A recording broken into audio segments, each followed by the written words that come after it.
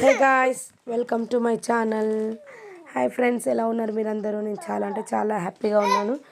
నేను క్రిస్మస్ అసలు ఎక్కడ సెలబ్రేట్ చేస్తాను, ఏ విధంగా సెలబ్రేట్ చేసుకున్నాను, అసలు ఎవరెవరు సెలబ్రేట్ చేసుకున్నాము, ఏ విధంగా సెలబ్రేట్ చేసుకున్నాము, అసలు తెలంగాణ స్టైల్లో ఎలా సెలబ్రేట్ చేసుకుంటారు, అల్లుళ్ళ ఇంటికి వస్తే ఎలా ట్రీట్ చేస్తారు, ఎలా మర్యాద చేస్తారు అనేది అన్నీ నేను లాంగ్ వీడియోలో అప్లోడ్ చేస్తాను. సో కంపల్సరీ చూడండి ఫ్రెండ్స్.